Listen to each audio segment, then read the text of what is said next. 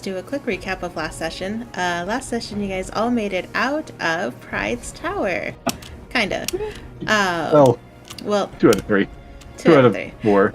Moses, you unfortunately chose the wrong exit, and found yourself in a branching out hallway leading to different rooms. Examining the rooms, you found some interesting things in them. A couple of different chests, some mirrors, visions of your past coming back to haunt you, just the normal things. That didn't come back to haunt me. That was just me arguing. I'm going to find that treasure first. Of all. The second parts were just... I might talk to the water lady if I ever get into that room again. Just to ask her. Of course. But found yourself that no matter how far up you were going, kind of just led to different rooms. And then when you decide to go back downstairs, it sent you right back to the center. Seemingly trapped in this infinite loop of rooms. At one point, I'm going to roll to see if he goes nuts like to The Shining and just starts taking an axe to any room he enters because he's just so tired of it all. It's a little morbid, but not entirely... I don't think he's going to find a way out. I'm assuming the trick is probably there and you got to think a little, but I don't think he's going to find it. I'm sure he could get it eventually. It might take a couple decades, but... I mean, the thing is, he'd need someone in there to help him notice things, because he's not going to notice unless he gets real lucky. And I have no idea if any of those... Maybe every one of those rooms has a way for him to get out, and he just missed everyone. Who knows? Maybe. We'll deal with that when we come back to He's never going to know. But Onyx and Mercedes, you guys all flew out of the stained glass window, and Mercedes was sucked into a black void of some sort where she was reprimanded by her deity saloon and found some harsh realities of her planned birth, Sidian's not planned birth, and the fact that their father was an avatar of Asmodeus. Dun, dun. Just a few minor, harsh... A few minor things. Minor plot points.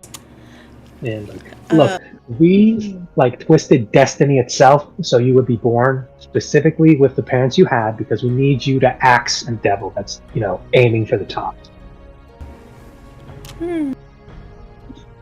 Unstoppable. The fact that they got 2 added bonus.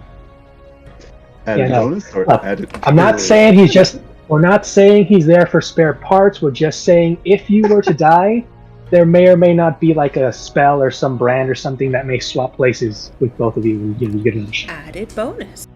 It's a backup plan. Yeah.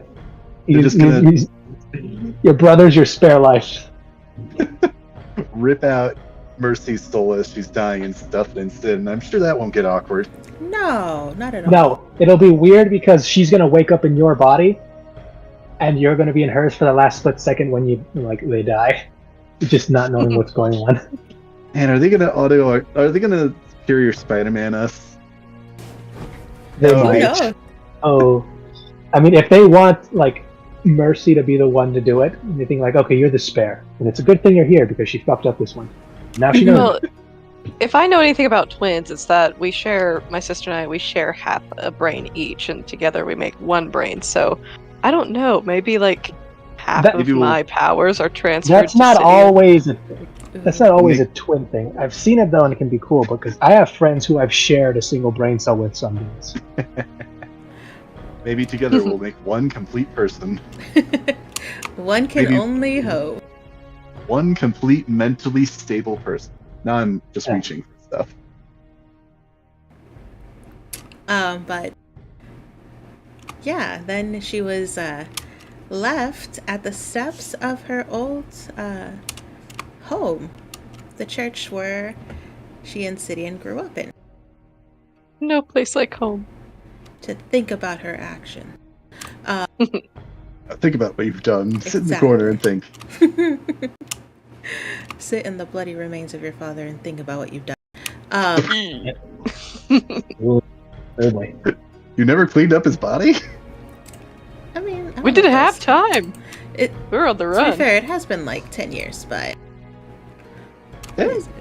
I mean... Wait, no, is that like father, like the guy who helped raise you, or like after like the deed was done, your mom still killed the dad? No. This is like the guy who raised me. Okay, because I was about to say, so if they did the deed and then she still killed the devil, just losing that avatar, he's still around. Oof, mom was hardcore. Hasn't it only been like 5 years? No, it's been less. Yeah. It's been 6 years since the Sins started to invade. And it's been like half a year since... Yeah, the beginning. Okay, so it's been a full 6 years since we're for the Sins, right? Yes. Or is it 7? 6.5. 6.5. 7 years is what they need to finish their plan, and times all over. That's what we have to do. I mean, maybe. Onyx, 7 deadly years. were launched out of this stained glass window and saw the person you were trying to protect, Mercedes, get engulfed in this inky black cloud of darkness, and then you found yourself alone, standing in the remains of what looked like a very hard-fought battlefield. And as you were looking around, you heard something crash behind you, and discovered, not discovered, I guess. You met someone who was a very familiar face of your creator. And it seemed like she knew that you were a creation of Sidians. And after some back and forth, you both decided to head over to the church to see if you could find Mercedes there. Yeah. We'll resolve all that later, I'm sure.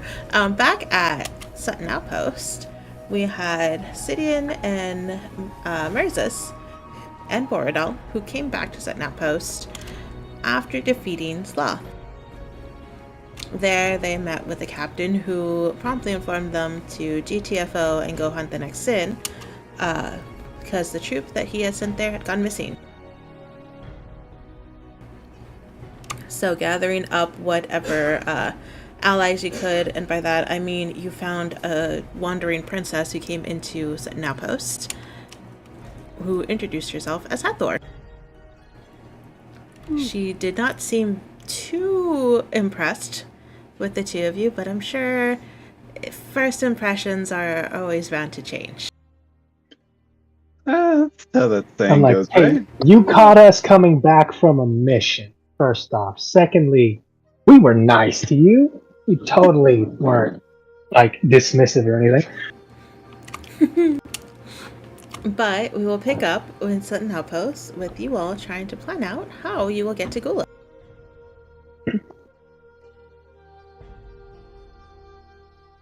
All right. Oh, I believe Mirzus and Hathor were going up to... He was going to show her the hot springs. Mm-hmm. Right. Yeah. I was going to go look for... We're going to do hot hot springs. You said you were going to look for what? I originally said that I'm going to go look for another idiot to join in, but I think in between sessions we discovered that Matt's going to introduce his character in Gula, it sounds like. Correct. I did have the thought of we could hire and or recruit a red shirt? A couple of red shirts, maybe. Have, dramatically screaming as they're dragged off into the darkness. Like, oh no, they were killed. Oh, who's this fella? Oh no. I mean, honestly though, not, I'm not opposed to this is a deadly invasion of devils. This would not be uncommon, I'm sure. Lose people all the time. I guess Sid will probably just you know what? I think he let me actually roll to see if this is what I want to go with. Or if he's gonna try doing something else. Let's evenly split this dragon. Yeah. Sid will, he's going to use minor conjuration and just like with an adhesive side to this poster that he's just created. He's gonna like create a poster and just put it up somewhere visible where a decent amount of coverage gets, and basically say, meet in front of his. We're a handful of people going on an expedition to Gula. Those interested in joining meet in an hour in front of Sid's shop. Maybe make it 2 hours, depending on the time of day. Okay. You set up this this poster, and you do see a couple people kind of walk by and look at it and read it and think. There is talk of sin killers that's kind of rustled around. Though the last time you guys left, you guys came back with 2 of your original party and 1 straggler. So there are some people who are like a bit skeptical. We made a friend on the way. And lost 3. So that's fine. We've lost people before. Look, like, Bordel, go find a mage or magic messenger, whatever we have, and just go check on them. I'm sure they'll, text back and tell us they're fine. I imagine the message from Mercy and Onyx are going to be, yeah, guess who I found? Like, yeah, no, we'll be there in a second. And Merlin's going to be just screaming, raving, get me out of here. Yeah. I mean, I'm not necessarily looking for a ton of idiots, just a couple. Dumb and Dumber. Oh god, what was that one, green text of like, looking for a bunch of idiots because I spent all the gold I was going to hire the good adventurers with on some really bad gambling. Oh yeah, that's right. Or like the kingdom, like Kingdom's in peril. There's a bunch of money. Like, here, go hire the very best of the best, like platinum level adventurers. Like, I spent it all, like the night before, on gambling and booze and brothels and all that. So I'm here to hire the bottom of the barrel adventures. Yeah. Yeah. And here's 4 idiots from a tavern across the road. Yeah. And you just, polish them up so they look presentable, and then they send them on their way. Better yet, here's a prompt. The advisor that's like blowing all this money, he meets them while he's blowing all the money that from the kingdom while he's partying. So it's like they wake up the next day like hungover, having blacked out previously and not even remembering what had happened. They've signed up. Save the world. They unknowingly said like, hey, don't worry about the money thing. We'll take care of like that risen demon lord of 1,000 years ago. We got this. We got it. Actually, that would be like a hilarious like prompt. Like obviously you got to make sure that's like preface that I think like they unknowingly signed an actual like contract like Fee of Magic or something, so they have to do it. Magically bound. This is like Merlin just embezzled all this money and magically bound you while you were drunk. Not embezzled. It's like I was just gonna I was on a hot streak, man. What was I supposed to do? Listen, I was gonna double the budget. Exactly. You know how many dragon riders? Like, House always wins. Like, fine. Anyway, let's shelve that idea for now. Yeah. Yeah. We'll come back to it. So put a pin in that. That'd be a good adventure to start. Yeah, no. Sid has a few things that he'll do in the meantime. I assume, I don't know if we had specifically mentioned it, but I assume we're leaving the next morning or the next day, regardless of whether we're going to walk or teleport. I think so, yeah, right? I will say throughout the day you are going to get some looks from the captain, And then if you guys do dally more than a couple hours, he will go up and ask when you are planning to leave. Never! First light, because we just got back from a mountain. We just got back. A literal. We still have the bruises from the fight with the Sin, pointing specifically to Obsidian. He obviously just fought a Sin. My bruises are from somewhere else. I still have extended like spell. Shit. I mean, we did take a long rest, but I also did use a couple of abilities in that encounter on the mountain. Yeah, also, the dream had a toll on you as well. Yeah. In the lore, he's almost certainly still got all the bruises and cuts and scrapes. Very nice. But yeah, I think looking you over, sitting, he'll just turn around and walk away. I'm doing stuff. And I do have other stuff that I'll be doing in the meantime, but I think if you two wanted to do a scene with the jacuzzi. The spa day. I don't know. So, Moses and Hathor. Moses, you lead Hathor up the side of this little mountainous area up to what you remember are the bathing areas with the natural hot springs. Yep. So this is it? Those. Yes. However, and I can't stress this enough. Let me just get my actual character up there. I'm running behind you. Just panting. Okay. Water! Finally. Cleanliness! Now. Okay. You're doing your thing first. That's great. Midnight. Usually around midnight. This best just to avoid this place, especially if you hear music. And she looks at you very confused.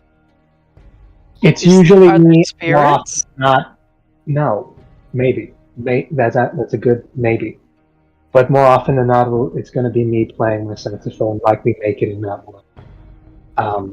So we don't have any incidents. Very well then. Do you make a habit of this? It's a lot more relaxing than you'd think. Also, this, and I pull out the actual horn saxophone.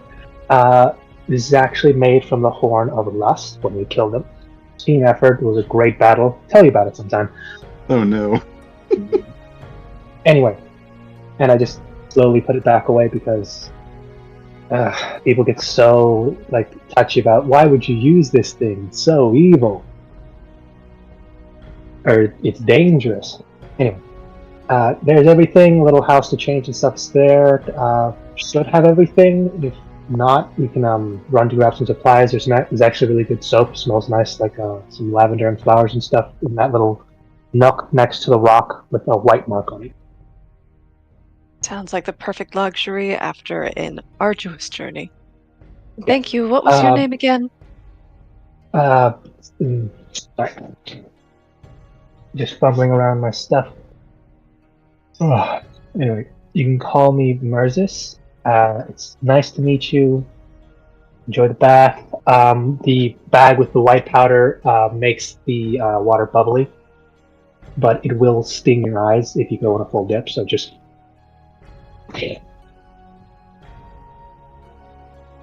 Wonderful.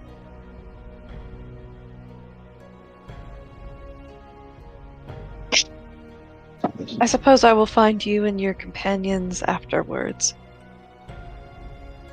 Yeah, probably. I think I'm gonna get a drink. How long do you think? Just, just ballpark it for me. How long do you think you're gonna be up here? Oh, an hour, I'm sure, at least. All right, I'll try and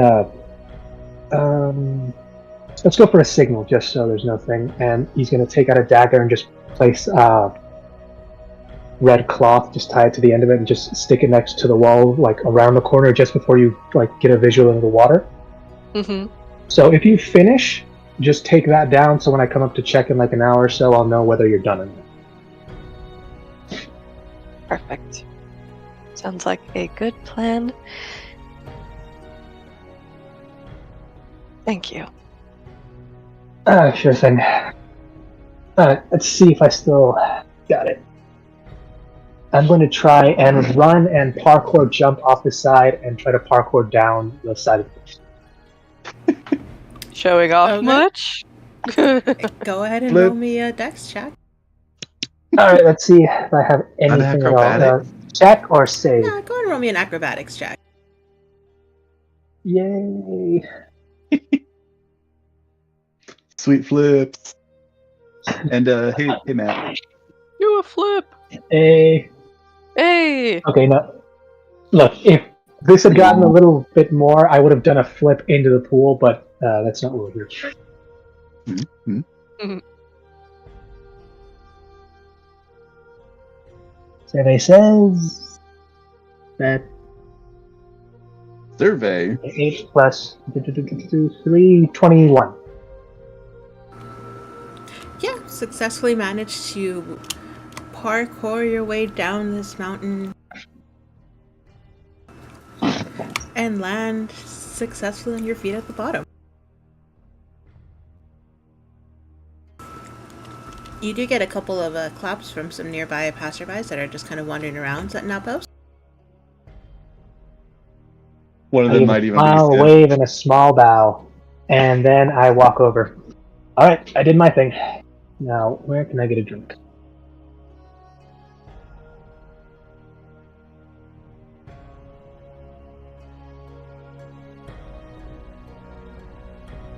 Hathor, she's going to take her time, enjoying the luxury of the hot spring. Clean up her clothes, get the jewelry, or get the dirt caked out of her jewelry, all that good stuff. Squeaky clean.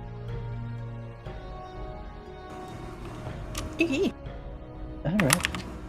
It is very relaxing.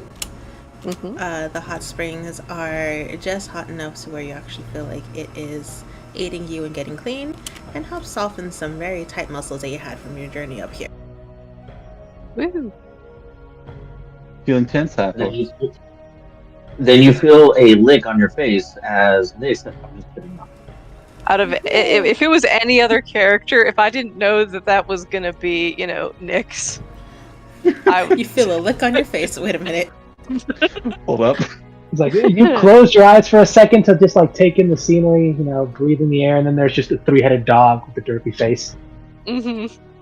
There's a dog ton in your mouth as you yawn. Gosh. Oh god, those if dogs. it was another person, what would you even say? And while she's bathing and cleaning up all of her stuff, her very sparse stuff, she will pause at a dagger. And do I even have the image of this dagger on my computer? I just realized. But anyways, quick! She will. Oh, I forgot. There is a small black bird that's kind of just chilling on the cliff. Peeping Tom. But if it's just a little bird, then she'll smile at him. No, he's specifically not looking at her, but looking around like the edges, like he's expecting to see someone else. Oh. And he's just doing that weird, like he's almost acting like a lookout. It's a weird little dark phoenix that's just chilling there around. She'll just say hello to the little guy, and while she was in the middle of taking a dagger out of its sheath, and this dagger looks like 2 snakes twisted together. It's kind of looking at this thing with dismay, but then seeing this new little bird friend, she'll put it away and talk to him.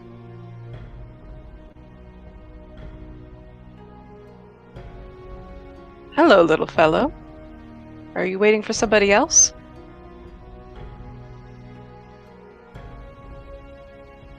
Double check, because I think he only has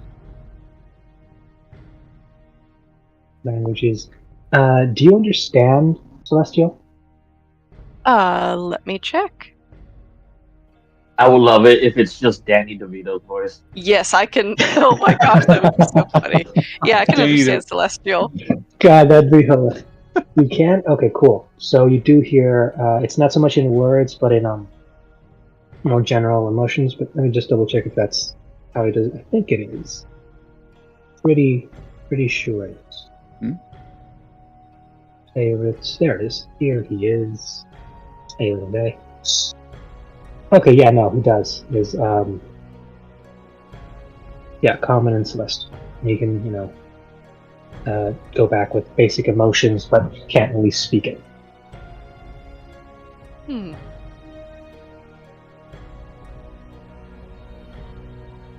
Oh, that's... Ooh, that looks cool. That is a cool dagger. Yeah. Ooh. Sorry, just noticed that is ritualistic as hell and awesome. Oh, what a perfect choice of words there. Ritualistic. I don't know if you're going to be doing much slashing with that dagger, but stabbing for sure. I mean, I can imagine you taking this out and making it look like you're going to slash, and then you just slap someone in the face with your other hand. Yeah. This is the dagger that deals bludgeoning damage. Wait, what? Exactly. The way they use the dagger is this: they hold it and then they just punch you with the fist they're holding with, and that's how I use this dagger. I thought I would laugh if she took these out while you guys are eating, and then took the snakes apart and it's just chopsticks. Yeah, there's actually like a trigger to kind of close and open the two different prongs to make them closer and farther together so you get big stuff up. I can't. Actually, it'd be cool if when she holds it, she can actually control the shape so it just turns into a fork or a spoon as needed. Oh my goodness. My God. It's just Didn't a you just use that Army to blood blade. to death? Yes, but It's self-cleaning. my food tastes better.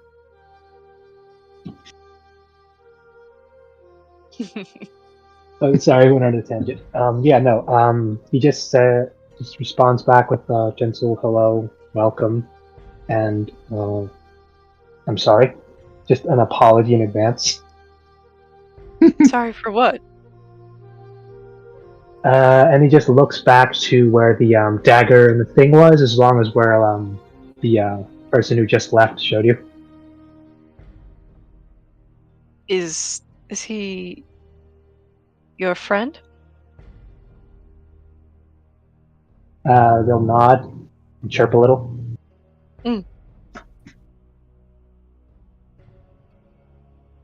Well, he seems nice enough.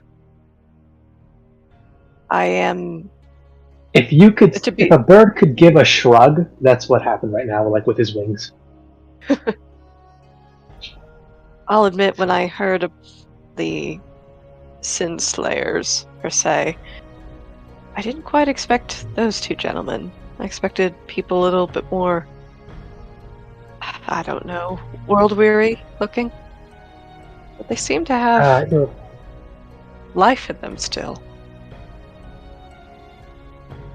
He'll start to chirp a little, and you'll more or less convey the feeling of more than them. More. Where are the others?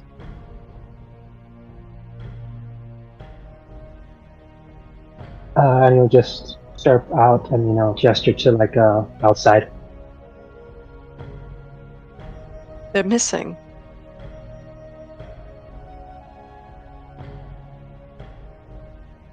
Kind of.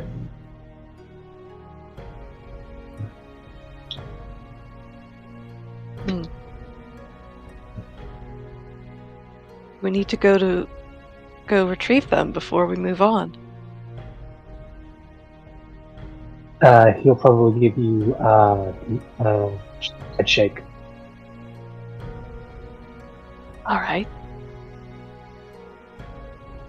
Then we'll continue as we are.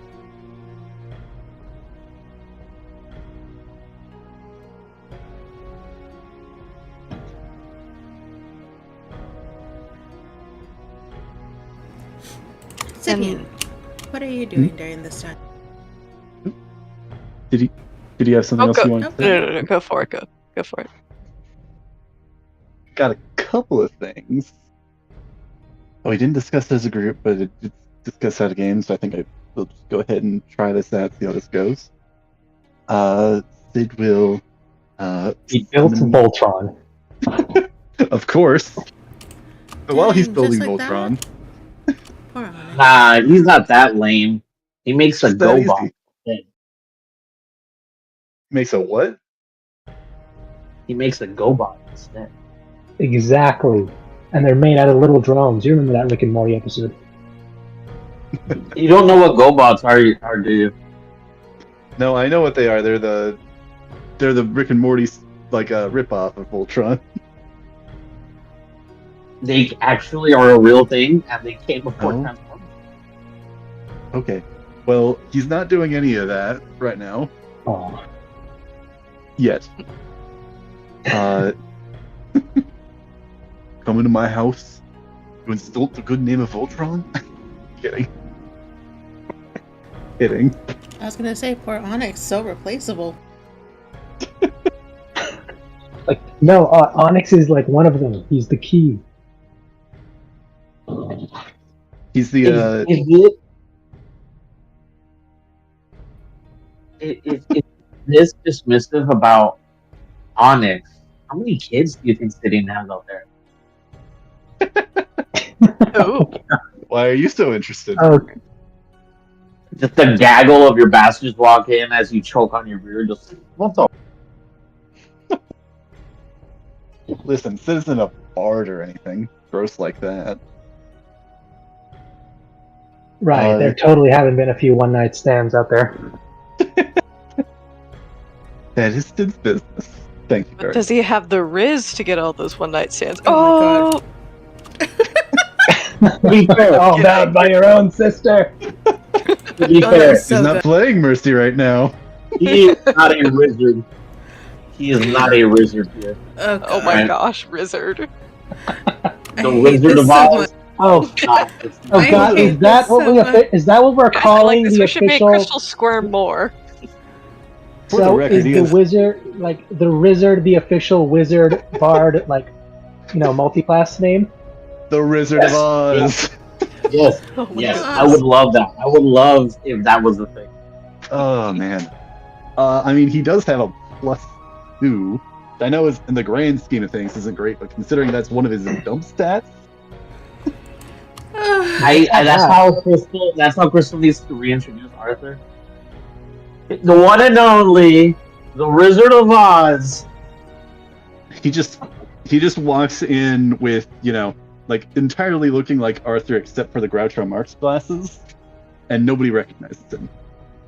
I would love it if he introduced himself like when we're trying to be stealthy, like in a giant demon's party or something, and busts in singing like the Mask, like the original Mask, like Jim Carrey's, just out of nowhere, just let's rock this joint, and he just starts barding out. Oh, you mean Cuban Pete? I would love if he Yes. just broke out and made everyone sing Cuban Pete. Oh my gosh. Oh, God, that'd be amazing. And we all Choose up suddenly his have alley. instruments. All right. So is that your new yeah. spell you worked on? A massive, Flash mob. hypnotic pattern, like triple the scale. He Master annoys Johnson. Sidian. He Lock her in annoys for a year and a Sidian. day. I would like it if he annoyed Sidian because he sees that his experiment isn't working, and he just gives it a knock like Fonzie, and then him and his creation start dancing the Ritz. Arthur's just gonna be the Mr. Mixie Spitalik of this campaign, I think. Mhm. Popping up at random to, mess with us. I can see that. Yeah. So what I was planning on doing, Sid is gonna bring Calatrus out, and he's gonna go over to the teleportation circle, and he's gonna give her some instructions. Basically, he's gonna do something similar to last time. Go over to, I believe, check name. Yeah, Lost Reach. And I'm going to turn her invisible. Just have her investigate the area, what's going on, who's about, what to look for and expect, and then try not to bring too much attention to herself, and then make her way back here. And I'm going to send her on that mission. Okay. I don't know if you want to deal with that now or later, or how you want to take her. Let's deal with that now. If that Mission Impossible music. So Kalitcha stands on this teleportation circle, and activating it gets engulfed in this bright light and then is transported to Lost Street. Oh, and like I said, I'm casting invisibility on her. Yep. Ahead of that. Oh my god, get her a little fedora and make her like an agent from Phineas Ferb. Oh. I mean, Caliph sorry, just that popped in my head. Harry the Pacifist! A cat? Sorry. Caliph the cat! You should now see Lost Street. I still... Oh, no, now it's loading. And I see black. Here, let me try reloading. It was trapped. She's in the void.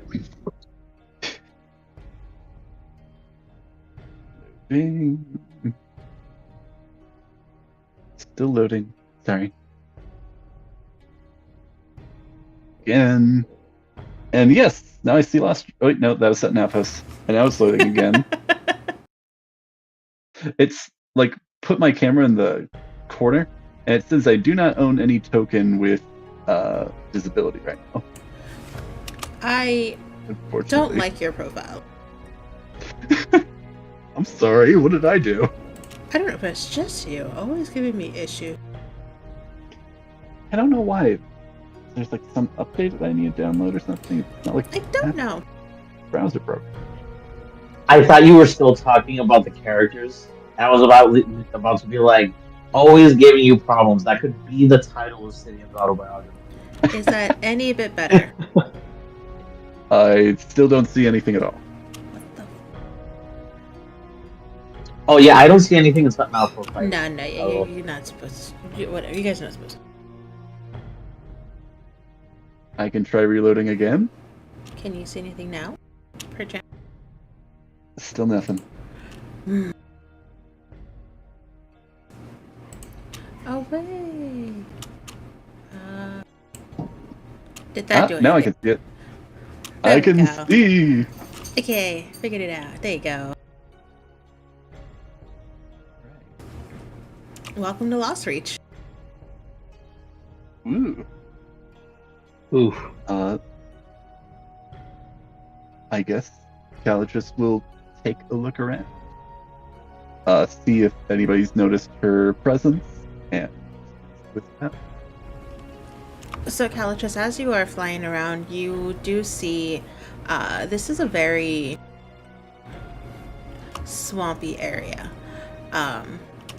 The amount of dry land is little to none, and a lot of the buildings are actually built on elevated platforms so that they're able to stay off of the wet fields below them. All of these buildings seem to be connected by these wooden bridges that are also highly elevated up off the floor, roughly about 10 or so feet up. As you are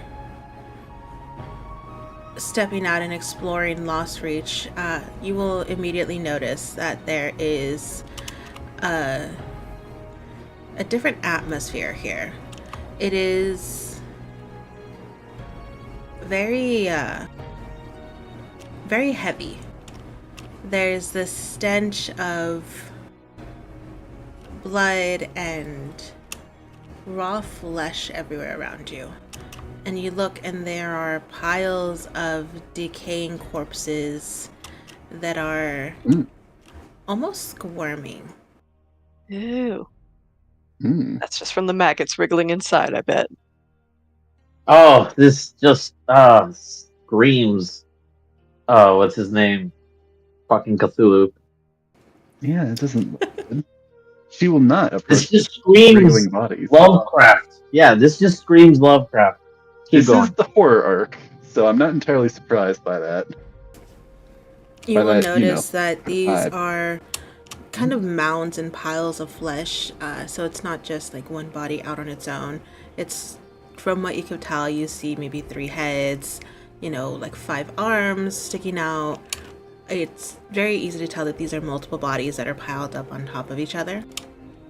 And there's like something kind of like hidden beneath the surface that's kind of like moving slightly. Yeah, there's something about these bodies that is moving around a bit. Calatrus will definitely take note of that. What's like the visibility in the sky? Is there like trees overhanging? Is there anything like up in there, like flying around? This is very heavily covered by trees. This area that you're in is relatively clear, so you are able to see directly up to the sky. You don't really see any birds or anything flying around. In fact, you don't really see much of any other wildlife. There's no like fish in these shallow waters. You don't hear or see any other like small vermin or anything around here. That's disconcerting. With that, Calatrus will still stay pretty low. Still trying to, keep out of sight even though she is has invisibility active, but she's gonna kind of encircle and see particularly any notable buildings or any notable structures that you can see up at across the distance. So trees, of course, are going to slow her or keep her from seeing a lot of stuff. In terms of any noticeable buildings, a lot of these are just like market stalls or stands, so it's not full sheltered buildings with rooms and doors. You can see into them.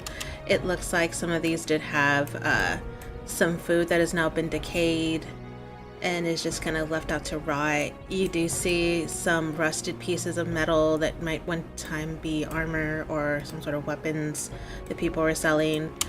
There's a lot of empty bottles that have been broken and laid strewn around. Yeah, the only noticeable building would be the one in the top left corner. So in this area. Okay. It is the only one with walls and a door and windows, and actually kind of mostly resembles an actual building. However, the door is closed at the moment. There's something. Calatrus, I think she'll land somewhere. Smell probably is out because it's just something overpowering. But she's gonna listen out and hear, and try and listen, see if anything's out there, anything's happening. So you particularly, she'll land somewhere close. Yeah, you do hear the normal sounds of nature around you, the wind blowing through the trees, a little soft little mumble of the water that's beneath you. But on top of all that, you hear this very wet, squelching sound. And it's kind of all around you. It is coming from those piles of bodies that you see everywhere around.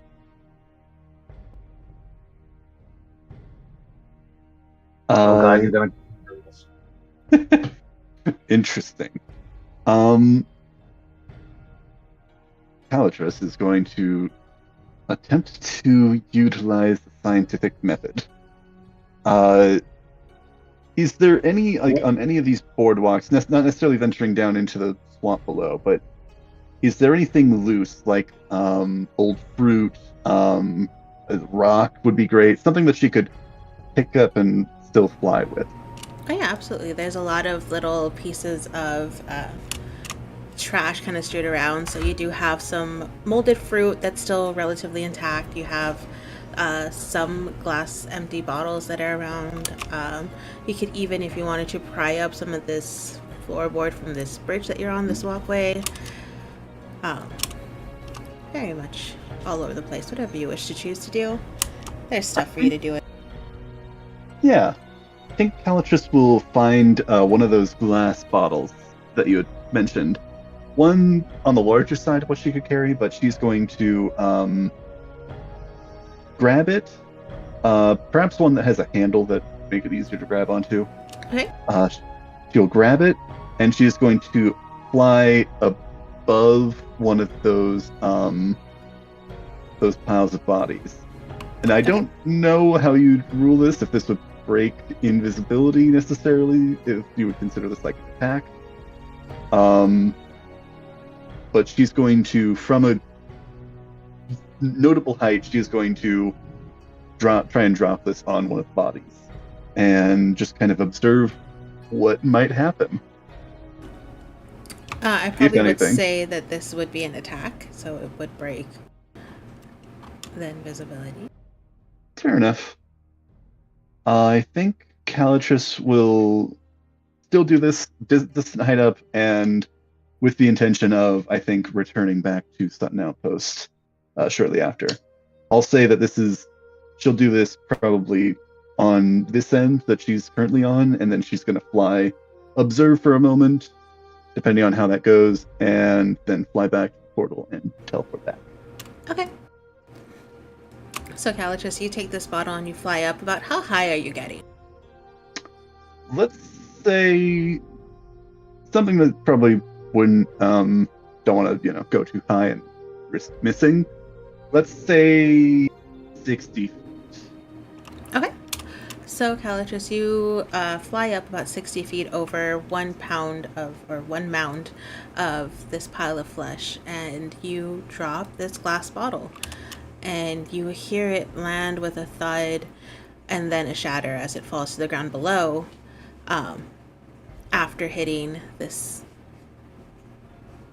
pile of human bodies.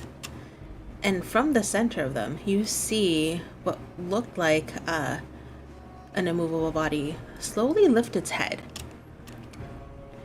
And it doesn't seem affected by the glass bottle, but instead is sniffing the air. And then it looks up and it locks eyes with you, Calatrus, and it lets out this feral growl and starts to climb up over these bodies and onto the nearest bridge, trying to reach up to your height. Okay. Calatrus will definitely I think at this point, how quickly is it moving? Out of curiosity. It is moving relatively quickly. I would probably say none of these buildings are 60 feet tall. It might get up half of your distance, but it gets up on top of this in, we'll say, 1 turn, 6 seconds. 1 turn. So, would this be like a normal creature speed? Is this slightly slower? Is this slightly faster? This is a lot faster than what you've seen people do, especially with something. This creature does not look right. It has chunks of its body that have been missing, looking like they have just been ripped out of their normal place. It looks gravely injured, but it is climbing up as if it is fully healthy. Beyond. Okay. In that case, I think seeing this creature begin to climb, Calatrus will, as quickly as she can now, move back to the teleportation circle and get back to Sutton Post. And hopefully this thing does not know how teleportation circles work.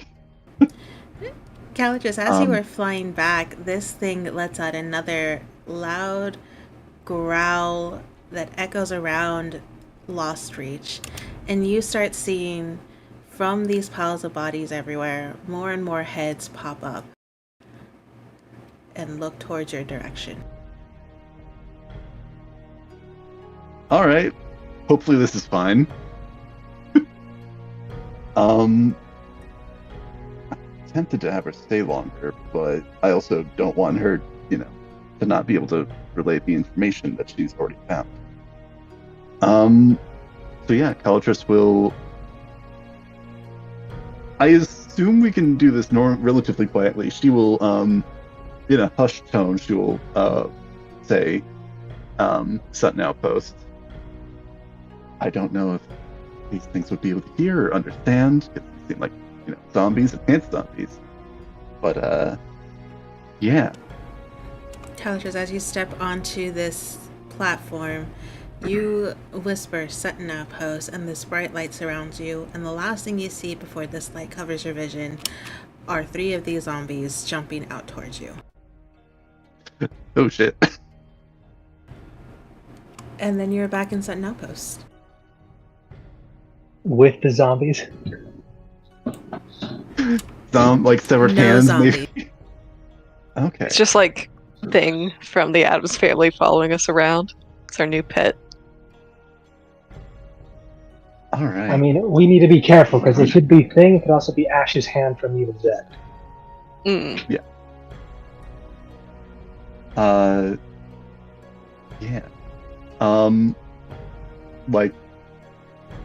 Out of game, once Calatrus is transported back, Sid, I think, stayed at least relatively nearby, not certain how long she was going to end up being.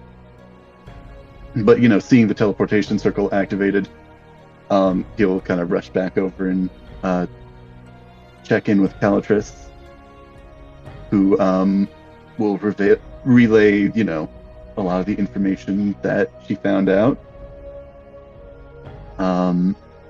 Is there any role you want to make for, the relaying of information, or just say that Sid does? Go ahead and roll me a history check, just to see. For Sid or for Calatrus? For Calatrus. All right.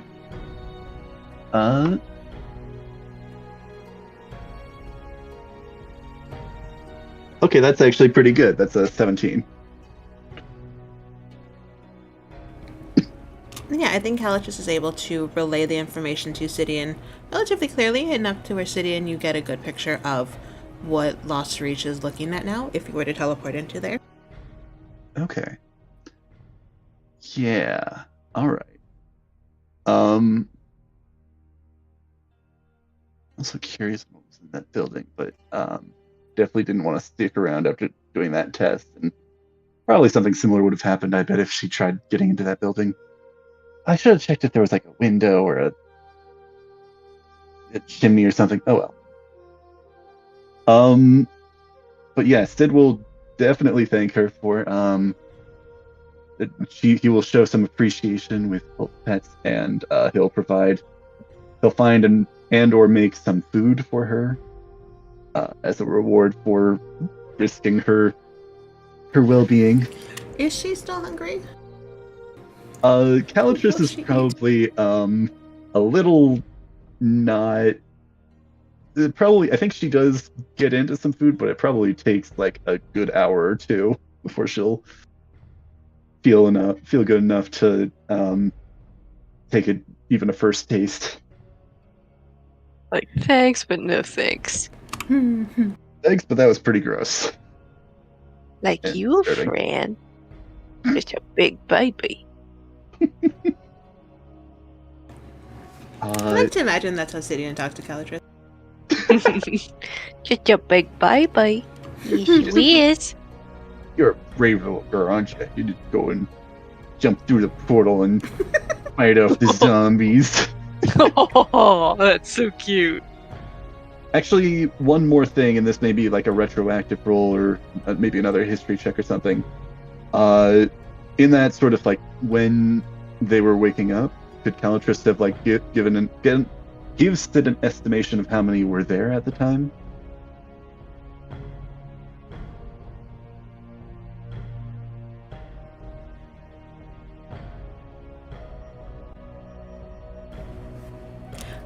So there were numerous piles of bodies. From the ones that woke up,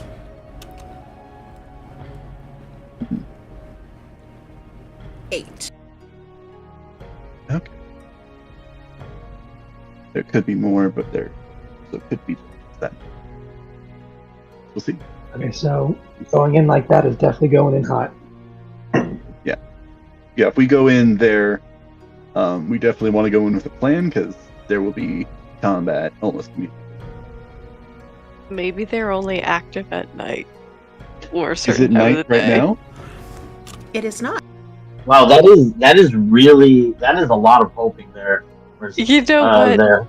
That is a lot never of killed anybody and learned the thing from it. Sid would beg to differ. Yeah. I mean, in this reality alone, Over-optimism or overconfidence has killed many people. Listen, there's a difference between confidence and optimism. True. Is there? yes, Yeah, but we would there also is. be lying. One is based off of low wisdom, the other one is based off too high charisma. That's a good way to put it. But we would also be lying if we said that one didn't affect the other. Yeah. True. True. But yeah, so that's what is waiting for you in Lost Reach, at least as far as you're concerned.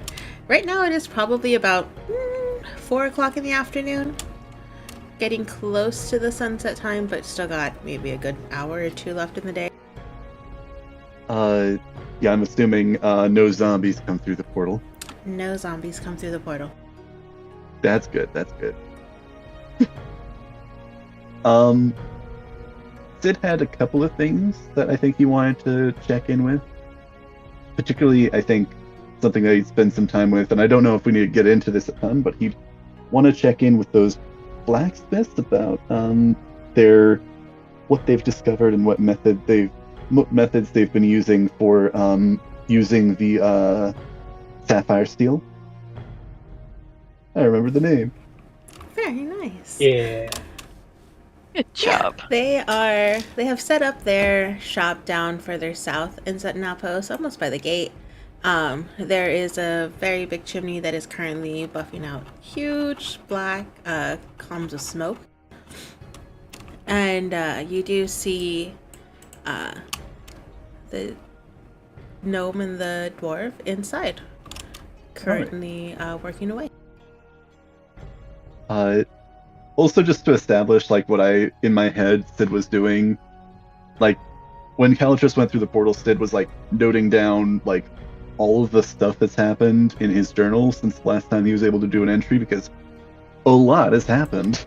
And I'm just imagining, like, him, like, squatting on the ground, writing in his journal, waiting for his cat, and the cat just like, what the hell are you doing? That's, like, when he gives the judgmental looks. Absolutely. And yes, it will head in and did you want to roleplay this? Did you want to kind of go? How deep in? We could do the half roleplay. Half roleplay? But no, you do see the gnome Ash sitting away, pounding at his at some sort of creation that he currently has right now. And the dwarf, Cathra, is there kind of going through inventory is what it looks like. She's opening up crates and is counting and mumbling to herself. Do either of them notice Sid walk in, or are they both Nope. kind of... Alright. I think in that case, to be as dramatic as possible, Sid will reach into his bag and pull out like fist-sized chunk of the sapphire steel, or I guess of the ore of the sapphire steel, and kind of, I don't know if there's a table or an anvil or something that he can dramatically set this down on, but he is going to kind of not slam, but he's going to set this down loudly, get their attention. Sidian, while you were reaching in and pulling that out, you do hear Cathra, the dwarf, kind of shout over her shoulder. She does have her back towards you. But you do hear her shout back towards the gnome and go, Ash, I'm missing ore. I told you, if you want to work on a project, let me know first. All the better. Yeah, Sid will dramatically slam this down a bit and ask, you mentioned you were looking for ore, were you? No, not looking. I'm a... And she's going to turn and see the ore. And then she's going to look up at you, Sidian. And look back at the ore.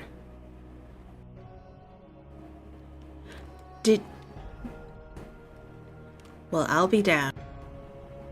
Never thought I'd get robbed by a human folk before. Robbed? She'll go over and start counting the ore. 1, 2.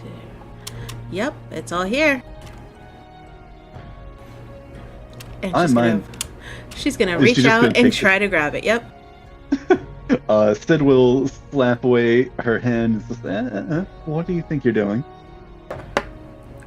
Taking back what's mine.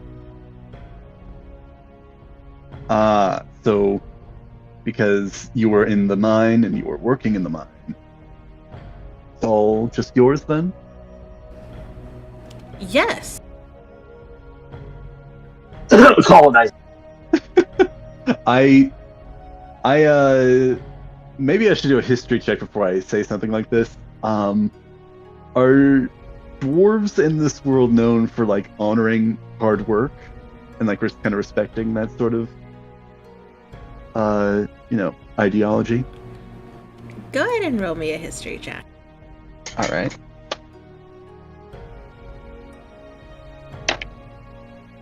Let's see. 23.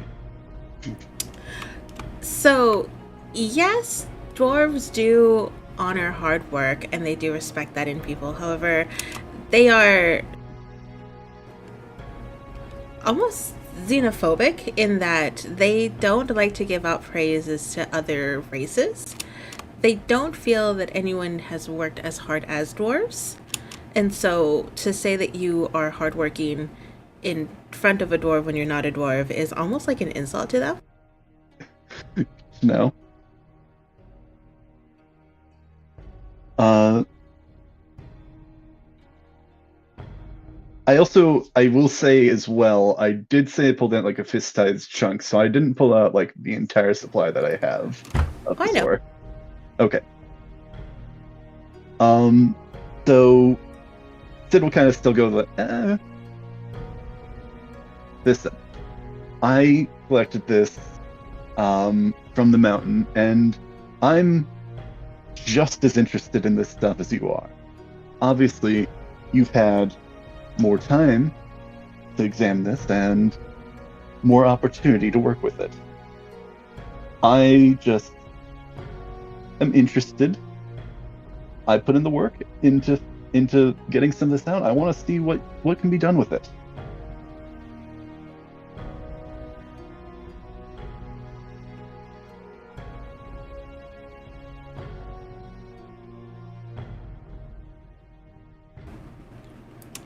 You want to know what can't be done with it. This is no. Well, and she's going to reach out and grab your hand, Sidian, and kind of start to examine it. Sidian's hands? Yep. All right. These are the hands of a mistake. You weren't clad as a child, were you? You've got soft hands. And she's gonna almost throw your hands back at you as she lets them go. Would Sidian have soft hands? It doesn't matter. What she says goes. Dwarves, everybody has soft hands. Relative to dwarves, all hands are soft. Yep.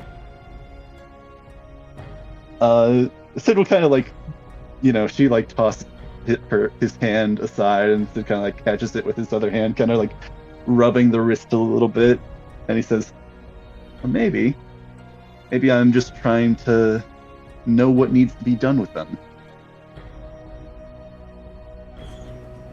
What needs to be done? The great cities of old weren't built in a day, after all. What needs to be done is heat and hard work. All right, then. And you wouldn't be interested in the experience of others then, knowing what they might have to share. You remind me of Ash. And she's gonna look back towards the gnome again. Listen, if you really want to know more about this, just because you saved me, Pa, talk to him. All right. And she's gonna take the oar and turn away. Yeah, Sid grimaces at her just taking the oar like that, but he knows that that's probably the best he's going to get out of the situation right now. And as a reminder, do her and the gnome here, they're like a father-daughter relationship, even though they're, not directly father and daughter? Or is this... Okay. So she's saying, if I want to learn more, I got to go back to Acidia? Nope, you gotta talk to Ash. No? Ash is the gnome. Oh wait, no, Ash. Yep. Not Pa. Ash, that's right. Mm-hmm. Pa is But because you saved her father in Acidia. Okay. She's a little more lenient. Fair enough. Maybe with time. So Sid will kind of go over to Ash, this gnome, and kind of observe for a beat, like kind of what he's doing, and ask, what's she working on? Sword. Can I observe his technique and what he's doing for a moment? Yeah. You see him kind of working to make this blade in front of him. I'm gonna be real honest. I am not an expert blacksmith myself, but even you can tell that he's been working for years as a blacksmith. He's got lots of experience. Absolutely. I don't know the exact technique. I'm sure I could look it up really quickly, but we could also talk in like abstract as well. He's good at what he does. Yeah. Bottom line. Yeah. Sid is going to observe his technique for a moment, and speaking somewhat abstractly, Sid is going to ask a question about like his plan and his technique to see, are you doing it like this, or are you doing like this? He's going to try and ask an impressive question. Yeah, and you will get a lot of one word or very short answers. Not because he's rude, but just because he's very focused. Yeah. Fair enough. Sid will kind of almost a bit like adopting his sort of quick, like short style. He's going to kind of ask he's going to, I think, kind of follow the process as long as, he's not seeming like annoyed. I think also perhaps to offer like a little bit of like assistance, maybe not in like full on like doing the work, trying to do like the work for him, but he's trying to like hand him stuff that he'll know he'll need. Yeah. And just kind of observe, is he working with the sapphire steel or just with like more normal? At the moment he's not. It looks like he's working with just standard steel. And you actually see that there's a pile of swords that's already behind him, so you can tell that he has been kind of on autopilot mode, just cranking out almost like a factory all of these swords. All right. Kind of mass producing for I presume setting out post uses. Mm-hmm. Yeah. Once he reaches like either a point where he has to wait or like he gets like done with a step, and like Sid's gonna find a good time to interject like into a different conversation and see what is his interest, and ask. This time he'll pull out he'll actually point over to what's the name of the dwarf offhand? Cathra. I know you just Cathra. I'll point out to Cathra's I don't know if she's like going and hitting it or something. They kind of gesture over in her direction if he sees where she put the ore. He'll gesture that and say, "Now you've had time to work with the sapphire steel, correct?" He nods. Out of curiosity, what can you share about its how to work with it, and its benefits, properties it might have? He thinks, and you can see him kind of thinking really hard. It likes to break. So you have to get it to not break. That's the hard part. Careful in the initial smithing process. Yeah. Are there any alloys that you found that work well with to increase its durability in the initial process? He'll start to go through his notes on what he's found does and doesn't work well. For the most part, it looks like it is pretty good with all of the different alloys that he's tested. All right. It doesn't work well with diamonds. It's the carbon, and that might throw off its unique structure. But yeah, no, Sid is going to spend a bit more abstractly a bit of time kind of learning how to work it. Particularly like how long, like just kind of like measurements of like how long to treat it, make sure that he knows at least some of the basics of how to work this material. Yeah. Is that how you spend your evening, Sidian? He'll spend until like a good like 30-ish minutes before dusk, because he does have a poster to for a meet and greet. I don't know. Who showed up? See who showed up. It's a shame. You know what? Maybe you know what I think Sid did. He gave Calatrus a treat and kind of comforted her for a bit, and then he told her to kind of wait in the lab and like see who showed up, and like if people start crowding up, like to kind of like work the crowd. Get a feel for how good these people are. Some of that, some of like, okay, you are a groupie, just leave. Actually, you come back maybe later or something. Stroke his ego or something. I'll go through this very quickly. Sidian, as you go back to your lab, you do see that there's one person standing there waiting for you. And it's kind of clear to see why there's only one person. It's because she is holding the poster in her hands, so probably no one else saw the poster. But you see Mel there. Yeah, Sid will facepalm. Now, did you put on the sign "No kids"? Because then she's got a point. He didn't. Yeah, I didn't specify. We didn't go and specify what Sid actually wrote on there. But Mel, no, I'm. Wait, but you said that you're looking for people to go with you, and I could go with you. I could help. Listen, I appreciate thought, and I do appreciate your eagerness to help, but these things are, and I can't believe I'm going to say this, given it's me, but this is too dangerous for kids. But that should be more of a reason why I come along and help, because then I could help make it less dangerous. And then you guys can make it less dangerous for me, and we'll just protect each other that way.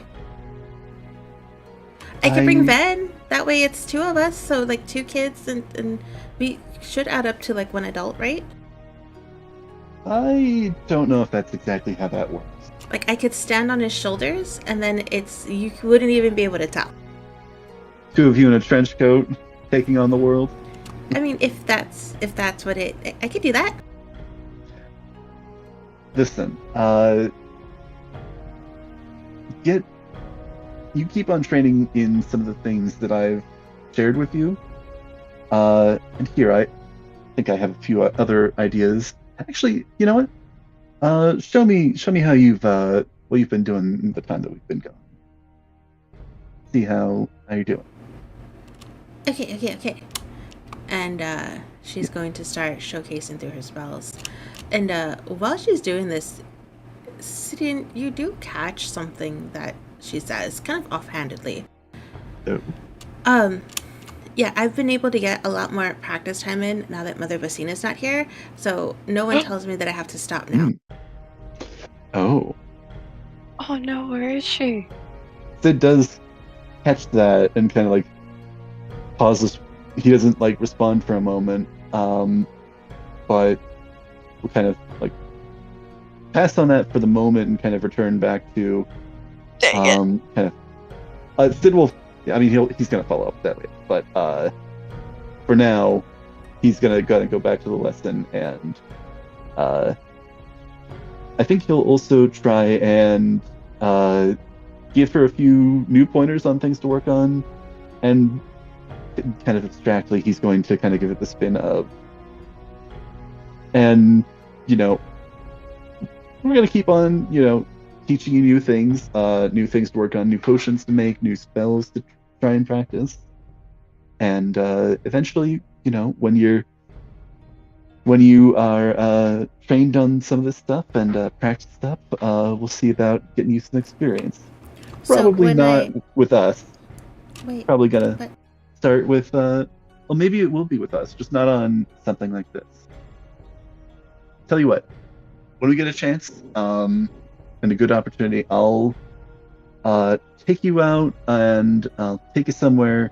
You can bring Ven if you want, and we can go and on a little adventure. One that I think will need your particular expertise. Will Inosuke be able to come with us? Remind me who all the kids are. Go ahead and roll me a history check. Listen, I got a good history. Sid has a better memory than I do, and it's also been notably less time. 17 plus 12, 29. So that's not the name of a kid. That is actually what she called Centurion the first time they arrived at Sentinel Post. Right. So yeah, Sid will kind of pause to think for a moment and kind of recall that. Yeah, we'll see. I'll have to check in with him, see what his missions are looking at. But I think that we'll find a way for him to join us. Roll me a deception. Yeah. You're lying to this child. Listen, I'm not fully lying. I do intend on trying to bring him back because he did kind better of be leave abruptly. You better be a good human and lie to her well. Lie to her like a human does.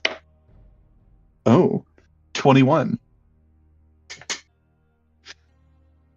I'm going to roll terribly against the zombies.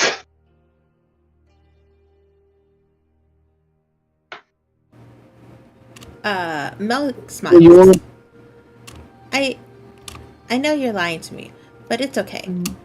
He'll come back. And then we could go on it together.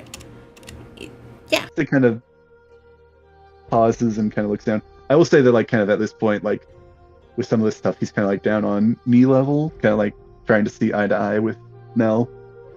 Kind of like, making it so it's not like a huge like difference in height. Trying to see eye to eye. He does kind of like look down. If I'm being honest, I do hope that it's not a lie. He's got some grown-up stuff, some very, very complicated and grown-up stuff that he's getting through at the moment. But I know that he wants to be here. And I think he's going to try and get back as soon as he can. He better be. Because you know you're going to find him if he doesn't. And he kind of like pokes her on the shoulder playfully. Or her on the shoulder playfully. She giggles and then nods her head. Yep. He can't escape me for too long. He tried once. I found him in a week. I'm Sutton Outpost best seeker. Oh, we don't doubt that, Mel. Tell me about some of the things that you've gone off and found. I want to hear about some of that stuff you've gone off and found. Some of the adventures you've had. She will go off about mundane, childlike adventures, roaming around Sutton Outpost. Sid is very endeared to Mel. It's gonna be so sad when she dies. No. So it turns out. So Mel is the new vessel for Wrath in disguise. And yeah, I think part of this is actually as well Sid trying to, be a good, not father figure, but paternal sort of figure in her life. That he feels like he didn't have what he wanted out of that sort of figure, and he's trying to be that for Mel. What are you saying, Father Aymar wasn't the best dad in the world? You awful person, you. Maybe he was. Maybe he was his favorite child. I feel like Father Aymar was the kind. He knew about the Chosen One thing, so. Yeah. I feel like Father Aymar though was the kind of person that would make Mercy her peanut butter and jelly sandwiches and cut the crusts off and do everything like that. And then in City's bag, it's just the crust. Oh no. Yeah. I like to think he had some love in there for him somewhere. Just didn't know what to do with them. What did he give you for lunch? The crust? And is this some bolts? Oh gosh.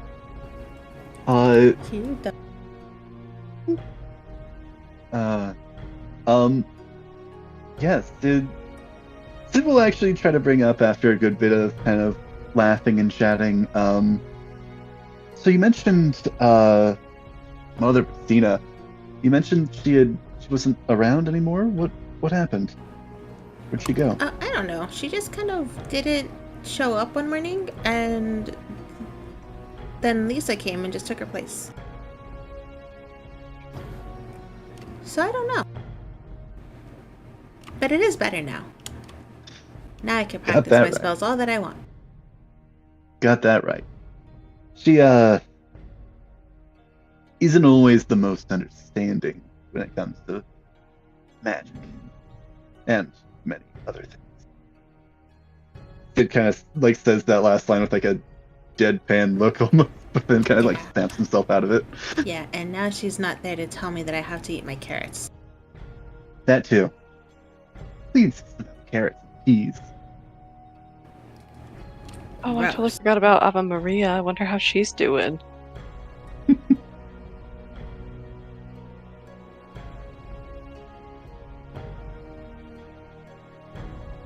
It's nice having you around. I always enjoy our talks like this. And he kind of gives her a little bit of a playful noogie, not full on noogie, but kind of ruffles her hair a little bit. Hey! She'll step away. There's a big difference between a little noogie and ruffling hair. Both are annoying, but one will definitely start the war. Which one? Little noogie? Yeah, noogie always starts the war. Head pat is just affection, but you're messing with them. It's halfway between head pat and little noogie. Ruffle hair, yeah. Yeah, it's your funeral. But yeah, that goes on for a bit more time as you and Mel bond a bit. I actually don't know if you would want to say, if you want to jump over to somebody else, then somebody may see, because I think they are doing this in front of Sid's lab still. On a bench or something, maybe. Yep. So Merzis and Hathor, what are you guys doing after Calitris comes out of the portal looking ruffled and you hear talk of zombies? Oh yeah, and Calitris probably comes and lays on Mel's lap. Oh, I'm so scared. So you went ahead. So you went ahead and did it. Okay. Oh, Yeah, at well, this are point, you? Oh, sorry. No, were you asking Sid, or is this like Well, no, earlier? I'm asking to see if because as soon as I see that the bath is no longer occupied, I'm definitely going in myself. Yeah. Hathor should be like sponging her hair off in a towel, and she would come walking down the hill with your dagger in hand. That was I'll take heavenly. that and It was needed. It is your turn. Thank you. It's actually better with a partner, and it's at that point that the little bird will actually fly down, nest on his head, and start pecking him again. Fuck, what? I'm not. Didn't ask her. Being nice and everything. Didn't hit on her once. Oh gosh. Anyway, I'm gonna take a shower. Zombies. So Gula, cool. That'll be fun. Yeah.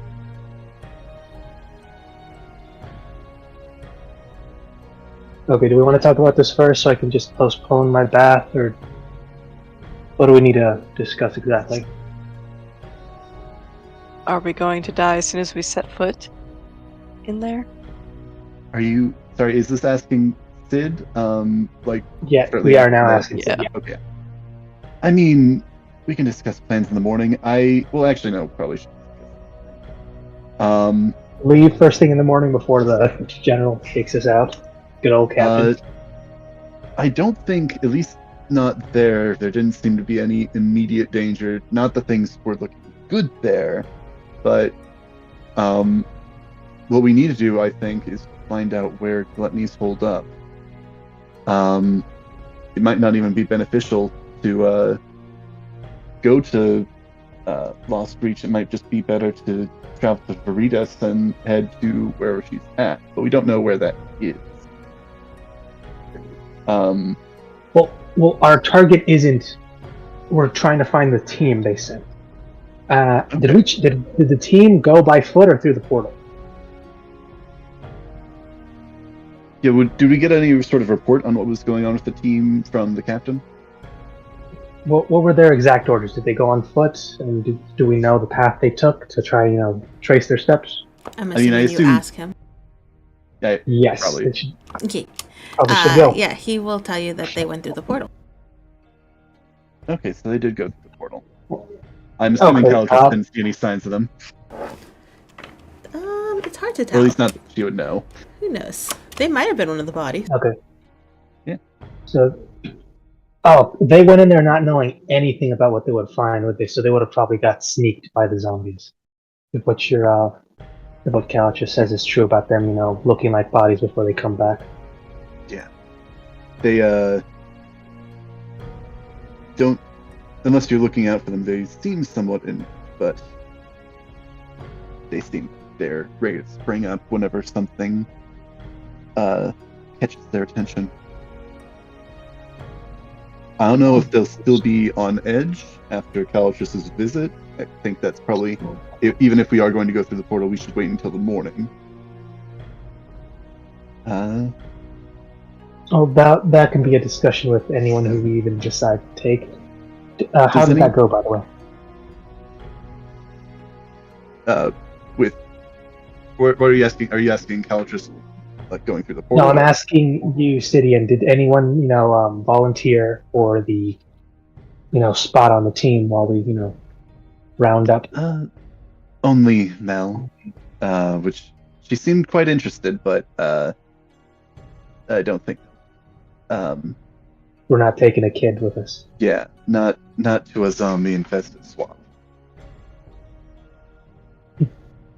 Ruled by the cardinal sin of gluttony.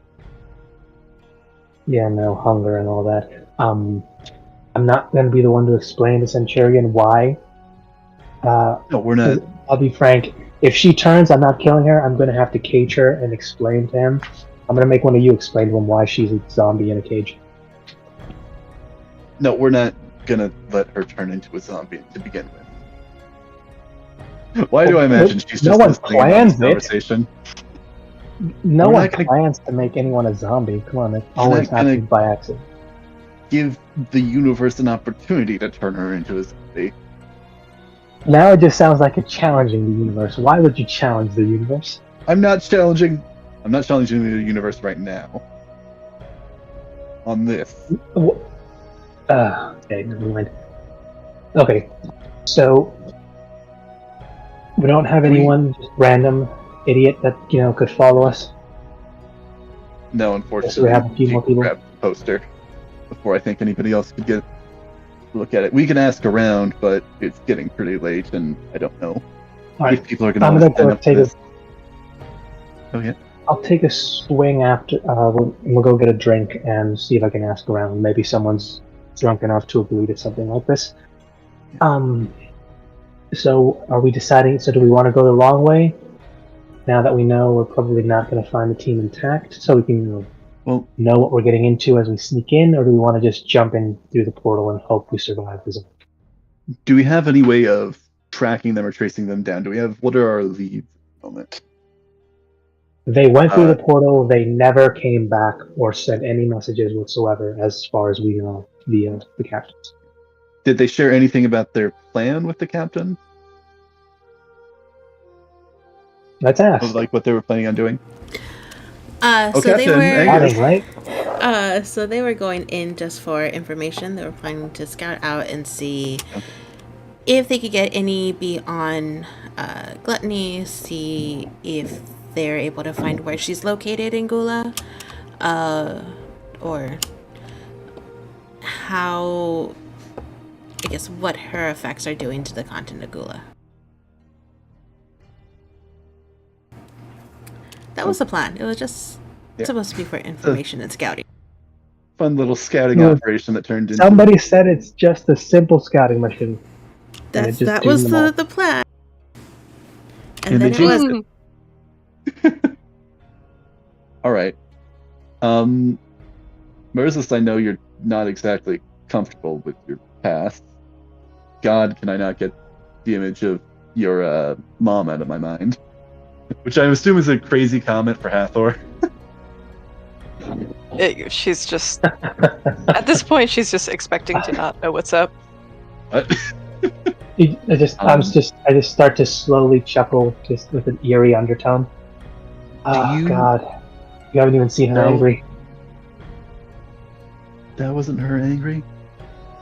That was her mildly disappointed. Well, do you know if there are any leads or anyone that might have information on where the scouting team might have been, where the sin might be? Any contacts? If what you're describing there happened, we don't know who, if any, survived in that area. Because if there are just corpses that spring to life and attack, I don't know if that's isolated to just that place. It might just be there. Do you think who would be well equipped to defend against something like that? There are a few families, there are a few groups. But again, I don't know if this is transmitted via... I don't know if it's just magic, a disease, a curse. Just them biting you does it. Sometimes it's not even that. They need dead bodies to make the most normally. The one I know of normally is they just need dead bodies or at least unoccupied. Yeah. We'll be interested to see exactly how they work and what they're like, but I don't think we're going to find anything else until we get there. I have a project that I can work on if we travel by foot, but I think it also could potentially be valuable time if we just transported directly there. So, but with what plan? Here's what. For the most part, we want to go and see if we can find the the team themselves. If we can find the bodies just to confirm the deaths, because right now it's not looking good for any of them if they got caught by surprise with this. I want to hope that maybe some, hopefully all, just survive with a good scare and a few scrapes, but odds are they did not. But we need to go and confirm. And hopefully get the info back here.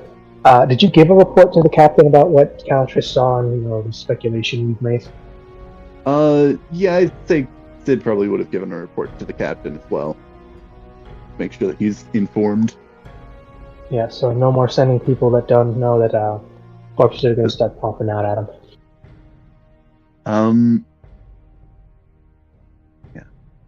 I think these zombies seem to be a bit more than a standard zombie, but we don't know exactly to what degree, and we don't know how many exactly there are. So I guess probably the best idea, pick up the trail before it goes too cold. Actually, here's another thing. When did they leave for Gula? When did this recon team leave? 3 days ago. Okay. So yeah, we definitely don't want the trail to go cold. I guess we jump in and prepared for a fight, and if things start going south, we transport back, but otherwise let's stay the course and try and track them down. That's my thoughts. So you guys decided to teleport to Gula, is that my understanding? I mean, not right now, but... Unless anybody has any objections, I'm not looking forward to diving headfirst. Can I check on a map real quick? Mm-hmm. How far would it be from where we'd be teleported to Reddington's grave marker? You would be looking at maybe a half a day's travel south. Okay. But if we went by foot, I might be able to just make that an on the way thing? Correct. I'm gonna put in my vote for just going there, walking. That way we know what we're walking into and not, falling into a trap of something much worse. Mm. Yeah. That, and we can also gather some info as we approach, because if there are multiple places, I'm assuming any survivors will likely be trying to get word out or trying to escape, so we can, point them in this direction and also get some info on those that made it out. Not a bad idea. It means that the trail's more likely to go cold, but we could still potentially track them down and find out what happened to them. This recon team. I mean, that's the plan. We're eventually going to go there just to hopefully see what happened. It's just as likely we could run into them like day 2 into the trek.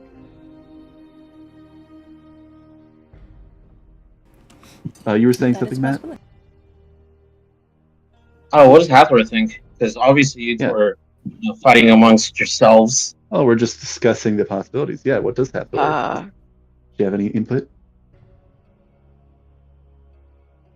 It seems to me that just getting there and starting directly might be a good idea, but I do think that perhaps walking there would give us a more gradual introduction to the environment. Ultimately, I'd say, Mirza, you have the most experience with this environment. Obviously, things will be different, given the influence of gluttony. But, what places do you think are worthwhile to invest in?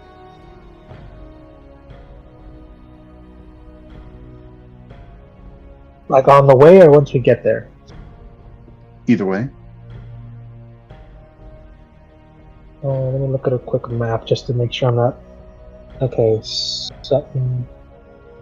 Outpost there, right on the edge of Suburbia, and there's Gula, so I have to travel.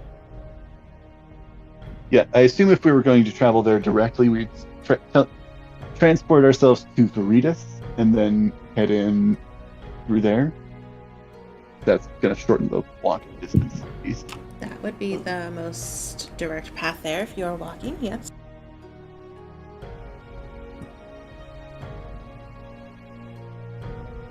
I am full on imagining us just like sprawled over, like hunched over a map over a table, like lit by campfire, like a campfire nearby.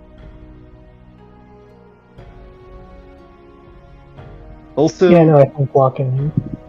I'm not certain how to justify this in game, but did we want to have just either retcon or like establish that we're just going to keep Nyx with us so that Centurion has character to play through?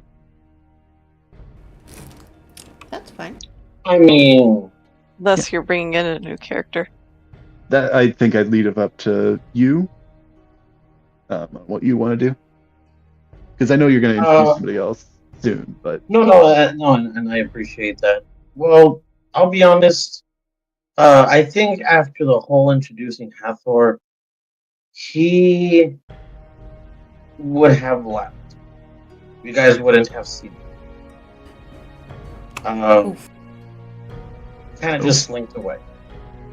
Yeah. What, Centurion? Just embarrassed by us or Nyx. something? Oh, Nyx. Nyx. Also, Okay. yes. Next. I would say he Also- caught Centurion's scent and started heading that way without telling him. Oh. I hope Mel didn't notice because she's gonna go right after him. He's run away from home. Mel did not. She was distracted by Sidian. Oh, Thank God. Why do I imagine Yeah. like Centurion is somewhere in like one of the Sin areas, and like I'm just imagining full on like Mel like chasing after Nyx like directly into the fiery Coliseum of Wrath. And that's how she dies. Woo. Or maybe she No, wins. that just I don't know. triggered. Here's the thing: she finds 2 more pets, and it then becomes homeward bound as they try to get their way back over. Yay. Not homeward bound. Seriously, guys. All I did was watch one single clip of it, and it literally got me into the worst bawling fit. I kid you not. Like, Oh, no. oh my Hey, gosh. Hey, Heidi. Except Hey, Heidi. all the Hey, animals are three-headed. Hey, Heidi. Oh. Homeward Bound. Shut up. Except all the Here's animals my are It's the three-headed. concept So of when the they- old dog trying his best.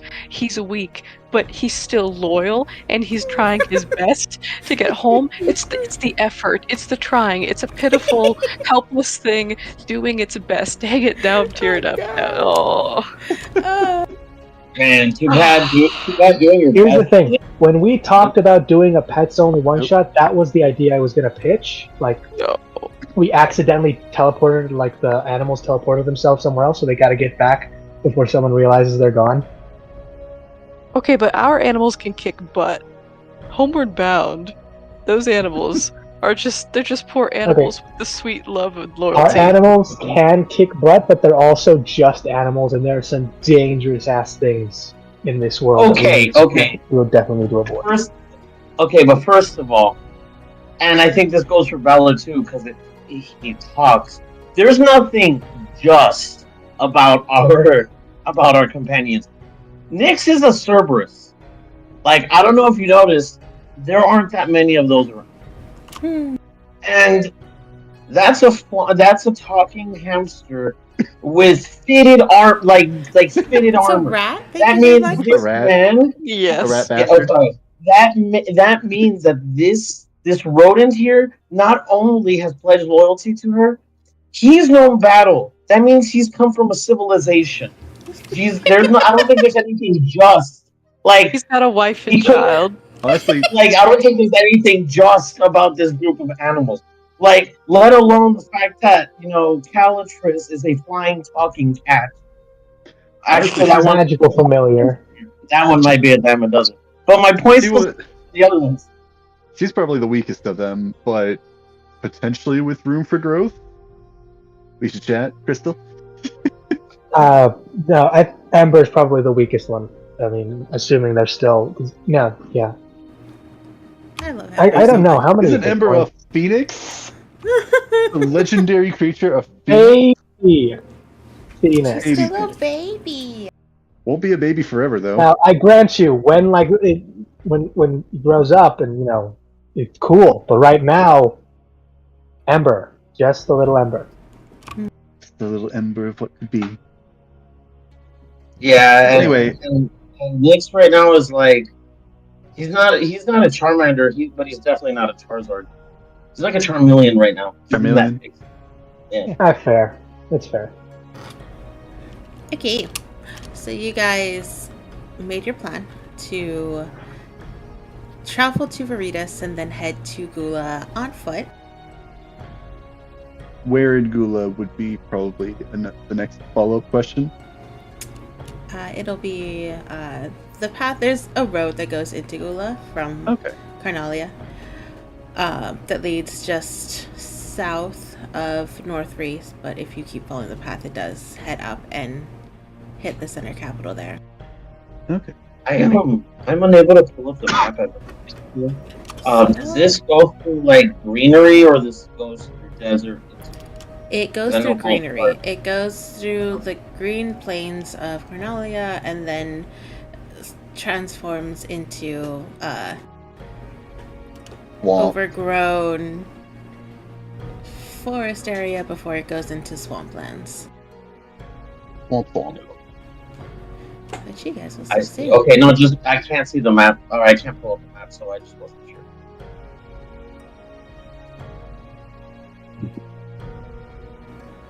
I actually have it up. Do you want me to post that in general? Make it easier, or do you? No, it's fine. I think it's just my computer. Yeah. But we are going to jump a little ahead here so that we could, no offense, speed this along. I don't want to stay in set now, post for another session. I'm going to be honest with you guys. Let's get you guys out of here. Let's go. The laziest bastards we are. Stay here for like 3 more sessions? Please no. Come on! I was gonna, commission Sidian to make me some new armor. Take another week. You know what? Do that next downtime. Oh no. I might like roll back to say to establish Sid grabbed something or did something real quick. But yeah, if you want to move on, I do not blame you. So we will jump ahead. Going. So the next day, you guys wake up bright and early. Jump in the Port of Veritas. Veritas is doing a lot better. Good to hear. The succubi have actually taken control of the city, which they all greet Mirza's kind of warmly. Smile back. There may or may not be a name confusion with one of them that may or may not have. They don't care as long as they get the attention. You can call them whatever they want. As long as you pay. Listen, you can call me whatever you want to call me. It doesn't matter. But you guys travel east from Veritas, and start heading towards Gula. And soon, the green plains of Carnalia start to get a bit more unkept. And then, kind of abruptly, you guys can physically see the border between Gula and Carnalia. Ooh, new map. Forest. Oh no, a child. And as you guys are approaching the border, you guys do see the remnants of what looks like a destroyed gate. It looks like there was some sort of battle that broke out due to the blood that's kind of all over the floor. And in the middle of all of that, you see a small child, kind of hunched over in a ball, crying softly to herself. This isn't a tabaxi child, is it? I'm seeing some ears in the art, but if not... Okay, so this is a horror genre. Everyone knows this trope, right? Okay. Right. I'm going to approach, but I'm also going to use Divine Sense. go-go gadget magic eyes. See. Sorry. Can I do a simple perception check on this child? Don't have to even get close yet. It's probably going to run after us anyways, but just keep the distance. Be more trusting. Quick investigation. We should have asked if this was like 28 days later zombies or like Walking Dead zombies, because those are two very different zombies. This looks like Stephen Child. This is in Oh, who's rolling insight? Everybody? Or just somebody? Perception. An insight, please. Insight, okay. Is that just Hathor, or is that... Just Hathor. Okay. Insight. This child isn't hunched over a dead body, like, chewing on something, is it? Go ahead and roll me a perception check. And versus, Oh, you don't okay. sense anything with your divine sense. 15. 10. It doesn't Okay, look then like I'm she's approaching. yeah, it doesn't look like she's hunched over any other bodies. It looks like it's just her little body kind of hunched over. And Mercedes, Not you Mercedes. do. Oh, we've got Mercedes, shit, you're here. This is gonna be okay. Mercedes, where'd you come from? Hathor, You're back. How'd the trip? as you approach this girl, you do see that she is showing all the signs of someone in distress. She looks panicked. She has tears rolling down her eyes. Her shoulders are shaking. But something seems slightly off. Okay. Like it's almost too knew perfect. Hmm. Any motherly instincts that she's got going on inside of her, she's like trying to keep them at bay. She's gonna talk to her. Sweetheart, are you all right? Are we approaching yet, or are we? Because I don't know, like when we decided She to is. actually get close. Get nice and close. It's perfectly safe. Okay, So then keep I'm him at distance. going behind her. No, I'm like going up next to her. I don't know if someone else is joining me. It is approaching a bit more slowly, kind of keeping back a little bit, more warily. Like, not seeing, like, this kid doesn't seem off, but this could be something else up. I don't know. Something I'm feels sure we'll off. be fine.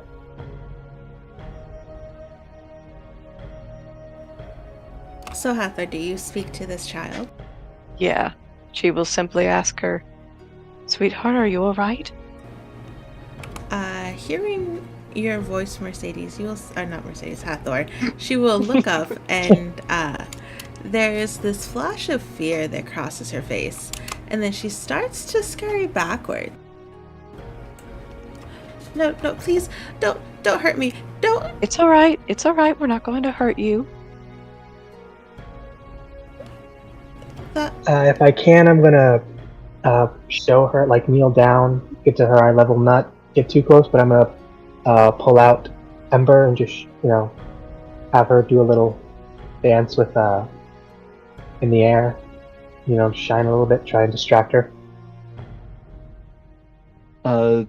Sid will cast Detect Magic, and he's gonna kind of look around, see if there's anything that catches his eye around.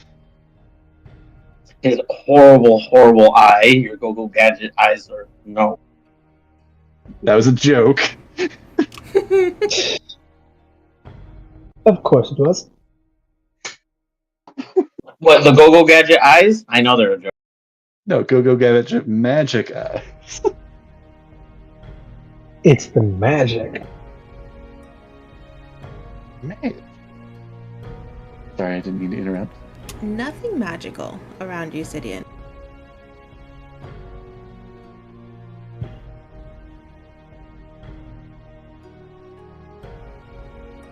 I believe me.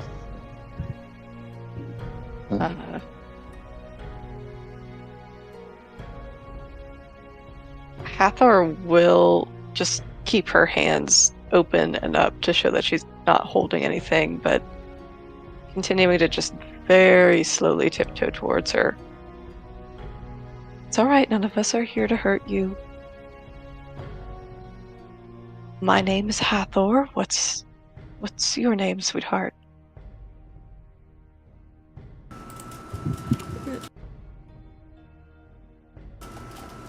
No, that's what they told me last time. Who told you what?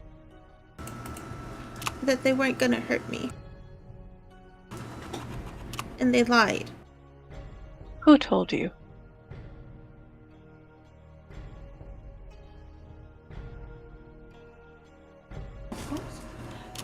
The other girls. They said they were gonna take me someplace safe, and they lied. Who were these girls? What? Were they normal little girls like you?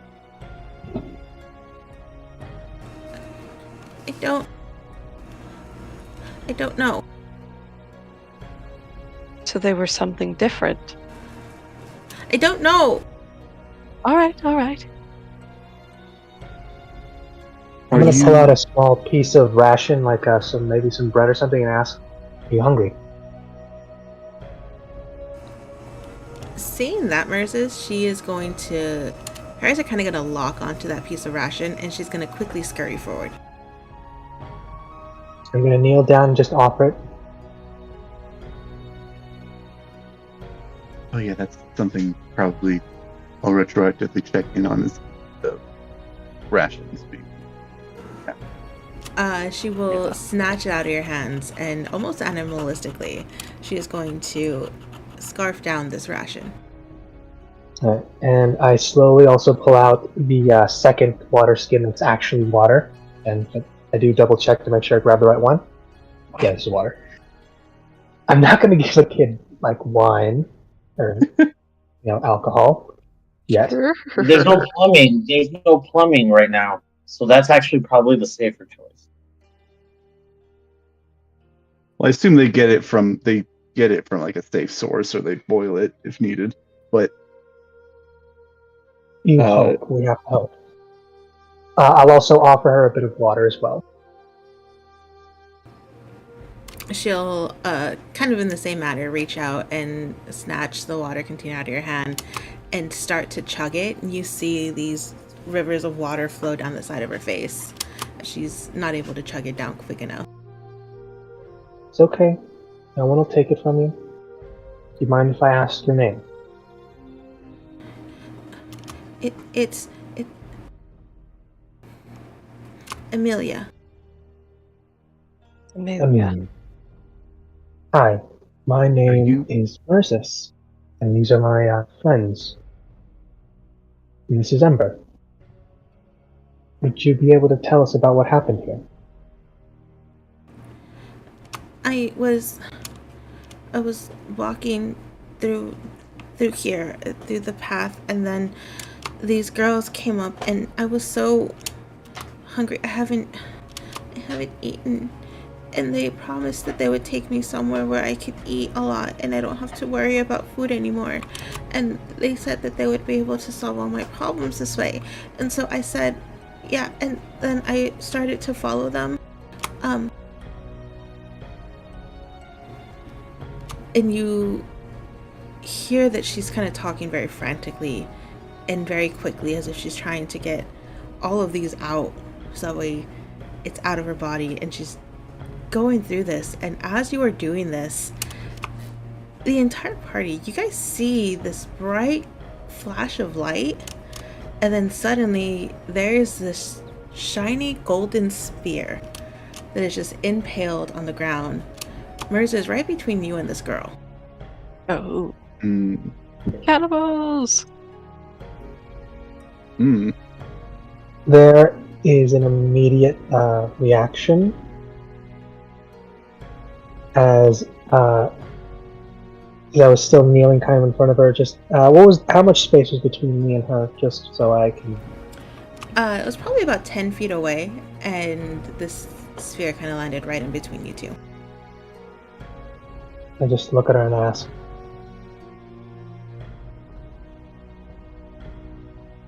do you need help? I think she needs help. She just had a spear thrown at her. No, she didn't. Answer my question, please. Do you want our help? Mirza, she goes to open her mouth and answer you, but right before she does that, another sphere comes flying through the sky and lands right in front of her. Hmm. And you see her now eyes. you said this spear was made of light? No, there was a flash of light as the sunlight is reflected off of this gold material, but it's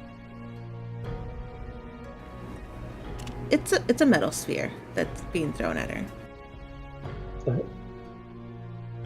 I'm going to order Ember to essentially fly over and essentially perch on her, essentially asking Ember to there it is, yeah, the protective shroud. So as long as it's there, anything happens to her, the Phoenix will take the damage.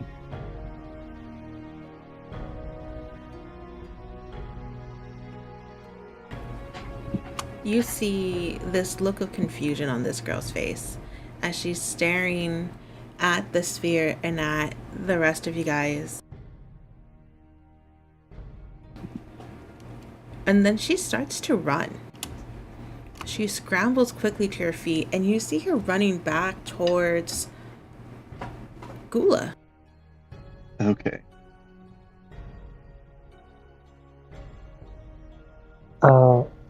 Ember, follow her for now. Keep distance, though. I am going to pick up both spears and just snap them over my knee. We could have... Okay. Do I recognize the material that this is made from? Is this like a standard metal? Is it valuable? No?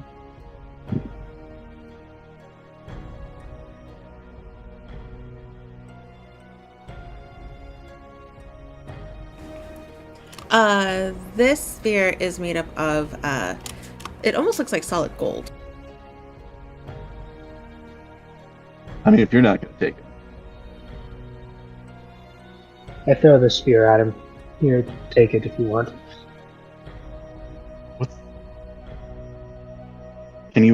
What just happened here? You seemed different. I need to go get my question answered. How, we're still a few days away from, our destination and the grave marker, right? Correct. Yeah, I think so we're right about You're about 2 days away from the grave marker. Yeah. Sidian, did you try and reach for the spears? Yeah, if he threw them on the ground, I guess cautiously, I don't know if the detect magic is still up, but he doesn't have any reason to suspect anything might be off at the moment, so he will reach for them. Yeah, these spears are definitely pinging you as magical. Oh, okay. And as you try and reach out and grab the spears, it's almost as if your hand is traveling through solid light. You can't really get a good grasp on these spears. And then you guys hear this very high-pitched yelp coming from inside, deeper into this forest. Did it sound like the girl? Or did it sound like someone else? It did sound like the girl. Uh-oh. Yep. I sent Ember after her, so the Shroud of Protection is still up, but I'm dashing in that direction. Yes, Sid is dashing with him. Yeah, I'll run too. And we all rush in. Foolhardily. Yep. Rushing in, and weapons are drawn. I will say Sid is probably also drawing his weapons at this time.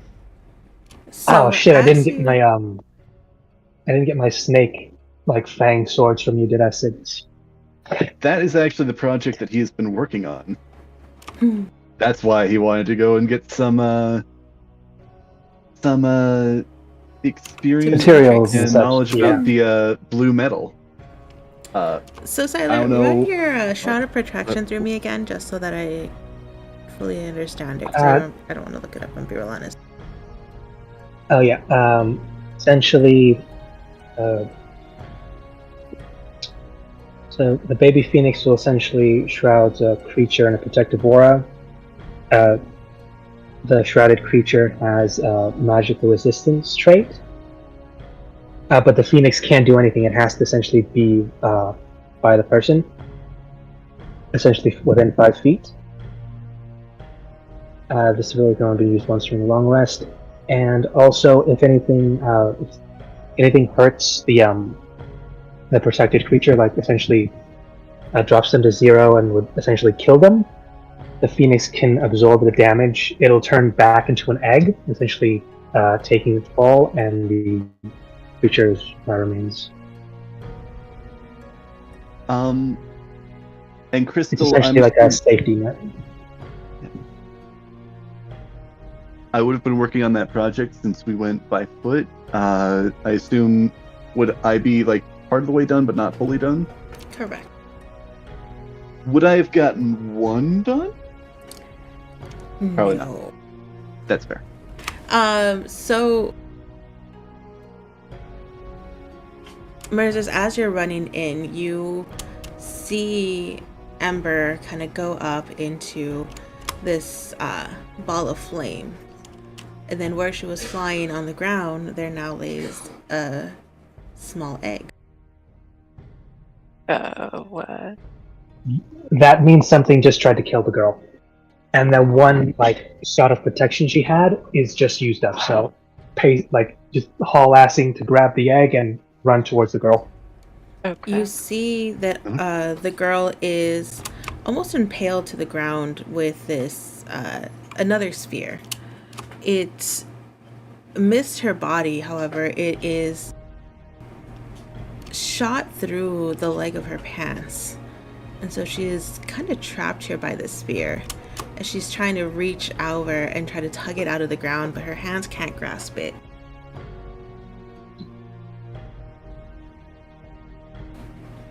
And then finally you hear her just yell out, "This wasn't part of the deal!" Uh-oh. Yeah. And I'm gonna need everyone to roll me an initiative. Oh. We will pick up with that next week. So do we want to roll it now, or? Let's roll it next week, because I feel like if I do it, I'm gonna forget. We're gonna forget. Yeah. That's fair. I did have one thought, and I don't know, maybe this might be better to save for next week, but maybe Sid might try swapping places with her to free her from the spear. I don't know how that works, but that's probably something to explore next time. Yeah.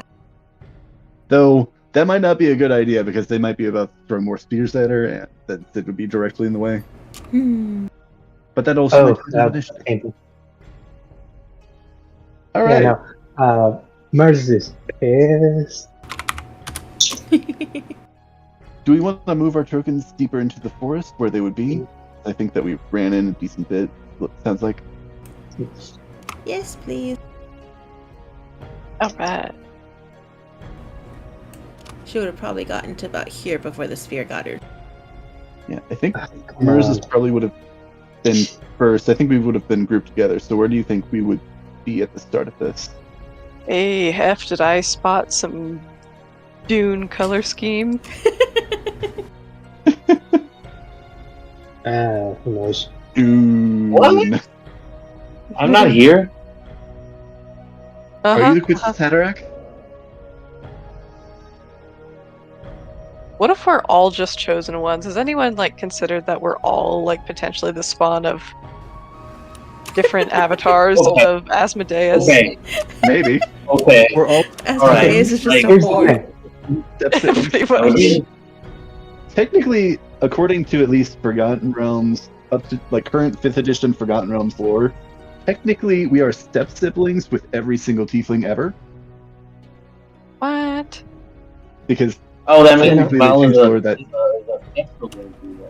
Help me, step tiefling. Stuff. well, these guys worse than Zeus.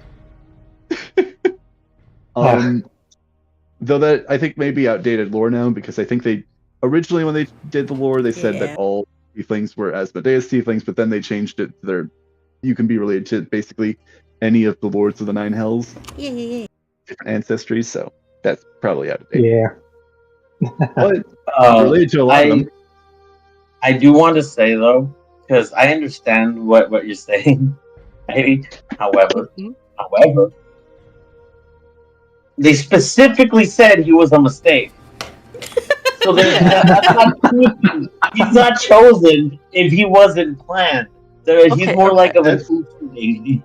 But what about that was just that pregnancy? What if there were other prophetic pregnancies?